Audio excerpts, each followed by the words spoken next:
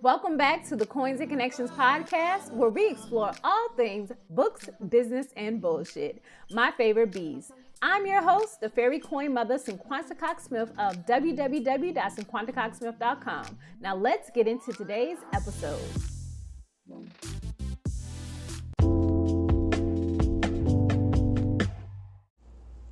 Hey guys, welcome back to the Coins and Connections podcast, episode 215. I am late. I don't know if I'm a week late. I don't know if I'm a few days late, but I am late on delivering this podcast. So I just wanted to acknowledge that off the top, okay? There's a few exciting things that I do want to talk to you about. I am going to go the old route and I'm going to record and I am going to release within 30 minutes, right? And I'm going to do all of this while I'm currently working. The first topic that I do want to talk about is March Madness. But it ain't about the men's lobby. It's all about the women's lobby. So let's give it up to the undefeated 38-0 South Carolina Gamecocks.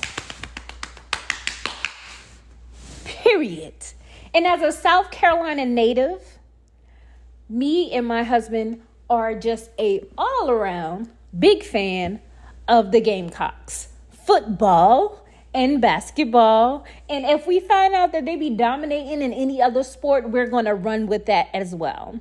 So the past couple of states that we have lived in, we have always had some type of Gamecock signage outside. We had a flag for about 2 years until it kind of faded, so it doesn't look great. So I found something else, which is it's almost like a cardboard plastic type sign, but it is a Gamecock sign that we bought when we moved to our new location. So that's kind of outside of the house.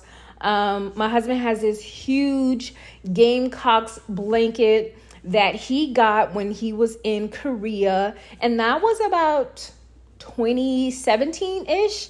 I have him some stuff for the garage that is in Gamecocks, and he also has a Gamecocks hoodie. So we are fully supportive of the hometown heroes, and shout out to the GOAT Dawn.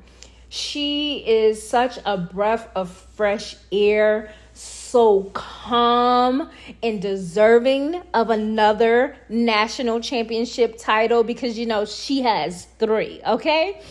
And I just think she has such a great program. Honestly, I can't say that I've fully seen South Carolina run effective plays. But what I have seen is how they can lock you up in their defense and how they can go 3 for 3 to almost any player to get the job done.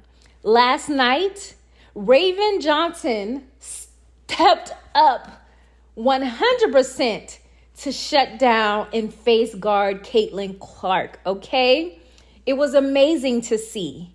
But when you got a bench that is not only lethal, but are skilled, Tessa Johnson, Malaysia Fulewi. Let me say, I was a Fulewi. I keep saying her name wrong, but I'm going to say Lele did her thing as well.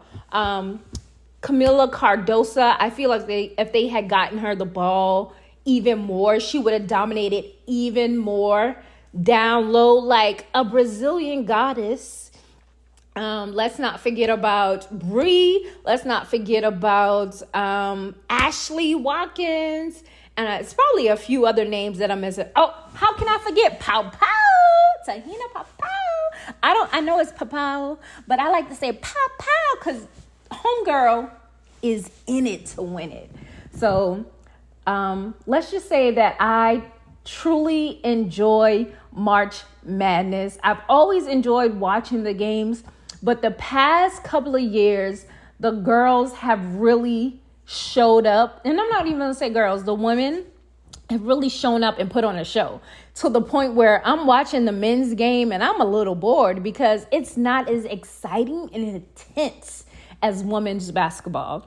So last year I was super thrilled to watch LSU and Iowa play. That was such a good game. I was sad about South Carolina losing in the Final Four, but again, it was such a great couple of weeks of just upsets and true March Madness. I feel like I need a basketball podcast, but we're just gonna rope that into this because I told you guys books, business, and bullshit. And today we're kind of on our bullshit tip. The second thing I want to talk about. The past 2 weeks whooped my ass. I probably haven't talked much about working out, but I have been pretty consistent. The last 2 weeks rocked my world because I was out of town. I was helping my son with prom and he had track senior night, so I wasn't at home. And then it followed by Easter and all of our family was home. We had our second annual Easter shebang at my parents' house, which the weather was great. All of the kids, the little cousins, they had so much fun. We ate all weekend. We all got to go to brunch together. Let's see what else happened. Oh, we stayed at the hotel that my son had prom at. That was cool because that was really a nice hotel. So if anyone ever goes to Myrtle Beach, 4 Points Sheraton, near the Waccamaw Pottery is a really great hotel. And it's kind of like by the water, but they had the largest breakfast section. The lobby was nice. The bartender was bartendering. Okay. With the double shots, she made this most magnificent Sex on the Beach that I've had in a while. Very strong, but it was worth it. You know, when you pay a little bit more for a drink, you want a bit more of the alcohol, right? So I've been indulging. I really haven't been drinking any kind of liquor, but yeah, I indulged that whole weekend. So whole diet wrecked, everything kind of wrecked. And then the following week, I came back home. My kids were on spring break, so everyone is here. I still had to work, and then we had a fun full weekend again back in Myrtle Beach, like literally. So I'm going to tell you guys some of the things we did. Being from South Carolina, Georgetown area, it's sometimes hard to be a tourist in your own town, but we were true tourists this weekend. And the first stop we made was we went to the aquarium. So I hadn't been to the aquarium, Ripley's Aquarium in Myrtle Beach, in a long time. And it almost felt like I was going again for the first time. We all had so much fun seeing the jellyfish, seeing the sloths. Of course, the stingrays are always fun to see, the sharks. But it was just such a really good time. Like nature, animals, everything is just so magnificent. So we did that. That was fun. And then we went to Alligator Adventure. And my husband loves alligators. He's loved watching the shows when they're catching the alligators and they're catching the serpents. He loved those shows and we watched it for a long time. So it was really good to just go there. And when I say they have so many alligators, they're like everywhere. Big ones, small ones, baby ones, basically newborns one. So this was really fun to see. Also to see different crocodiles and the different types of alligators that are out there. It was a really beautiful day. So they were kind of all laying out. Some would like kind of dip into the water a few times, but that was so much fun. And that was at Barefoot Landing. We had an amazing time. There were some jaguars that were out, some rams. They had birds. There's like some things that you can walk through where they have like snakes and things like that, reptiles. So that was fun. We actually got to see some of the lizards and stuff like that. Lizards, what are they? Lizards and geckos and bearded dragons. We got to see a lot of them feeding. they were eating like crickets, obviously. But that was fun. I did see an albino alligator. That was amazing as well. But all in all, I think it was a really good thing. Also, to be reminded, if you are from South Carolina, they do local discounts at a lot of these places. And if you're military, they do that as well. So we didn't pay full price of what someone who is a out-of-towner would pay. And then we have teenager kids who no longer get like discounted rates. So we were able to save money that way. After that, we checked out a pho place that we went to before because my son had never had pho. So we went there. As always, it's been good. I cannot remember the name off the top of my head. But after that, we went to Grand Prix.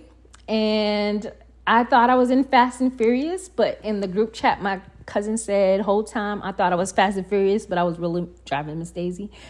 Oh, that was funny. But I had a ball. I think my kids had fun. Obviously, I know my husband had a ball on those go-karts.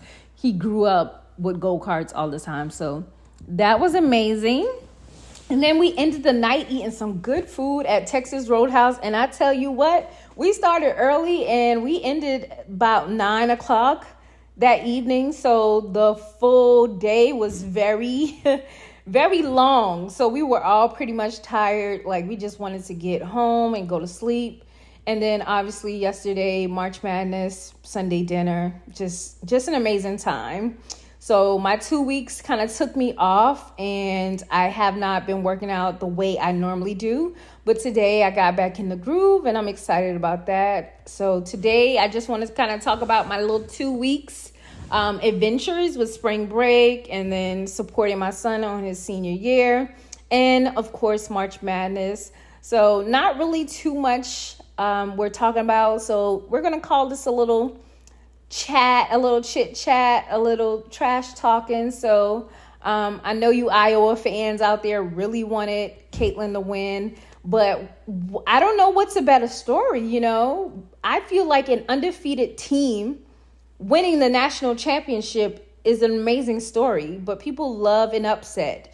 I'm sure Caitlin Clark is going to go do wonderful things in the WNBA. And I'm sure there's so many others that are going to do amazing. Camelia Cardoso is also entering the draft, also with Angel Reese.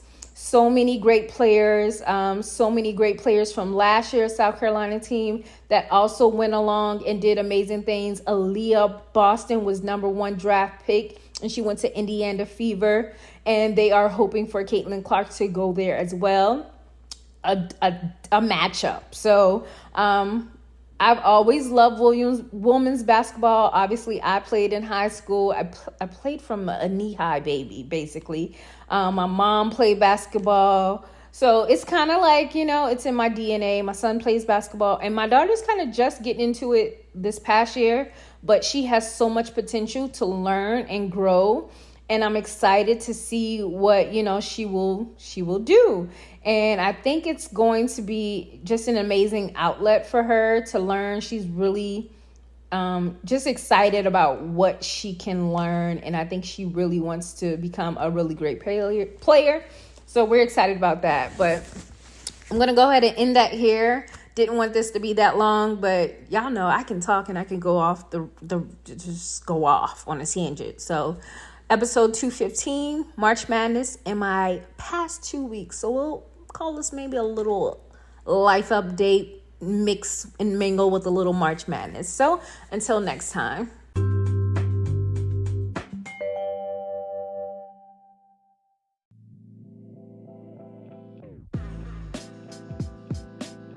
Thank you so much for listening and subscribing to the Coins and Connections podcast. Don't forget to leave a review and join the conversation over on Facebook and Instagram using the hashtag Coins and Connections.